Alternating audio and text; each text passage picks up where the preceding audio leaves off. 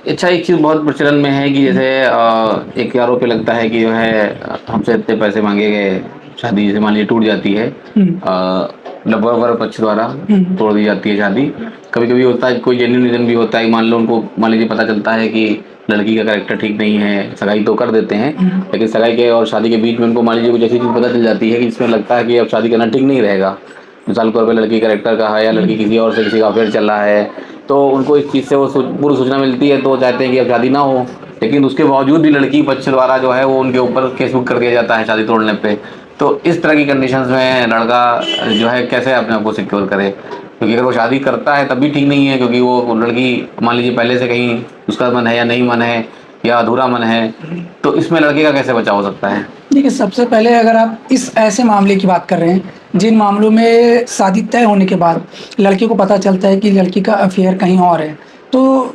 मैं आपके व्यूअर से बताना चाहता हूँ कि सबसे पहले, क्योंकि देखिए शादी एक ऐसा बंधन होता है जिसमें आदमी बंधने जा रहा है, तो इन बंधन में बनने से पहले उसको उसकी पूर्णतः जाँच करनी पड़ेगी। ये तो उसकी स्वयं की ज़िम्मेदारी है कि वो उसकी जाँच करे। अब जाँच करने के बाद वो फँस जा रहा है, तो अब इस बिहाफ़ पे देखिए कहीं न कहीं लड़के वाले इस जगह पे तो हरासमेंट करते हैं कि आपके ऊपर झूठा केस कर देंगे। तो इस बिहाफ़ पे मैं ये कहना चाहूँगा कि आजकल तो इतना सीसीटीवी फुटेज और ये सारी चीज़ें ज़माना हो गया है, तो कोई भी प्रोग्राम करें, लिखित कंसेंट के आधार पे करें। जैसे आजकल व्हाट्सएप पे भी वेरीफ़ाई कर दिया जाता है कि मैं इतने लोग आ रहे हैं और ये चीज़ें मुझे कुछ नहीं चाहिए। अगर दहेज की डिमांड कर नहीं रहा है तो उसे अपने रिटर्न में या कुछ एविडेंस इस तरीके के कलेक्ट करने हैं। आजकल तो बीच का भी एक मीडिएटर होता है, तो उसको मार्जिन बनाया जाए। और साथ में सबसे पहली चीज़ है, जैसे क्रेता सौदान नियम कंज्यूमर में आता है, कंज्यूमर एक्ट में कहते हैं ना, किसी भी चावल को खरीदने से पहले, चावल खरीदने या किसी भी सामान को खरीदने से पहले ये आपकी ज़िम्मेदारी है कि वो सामान सही है कि नहीं है, तो वो बेचने वाले की ज़िम्मेदारी नहीं। उसी तरीके से लड़की पक्ष वालों की ज़िम्मेदारी नहीं है, आपकी ज़िम्मेदारी है कि आप लड़की के बारे में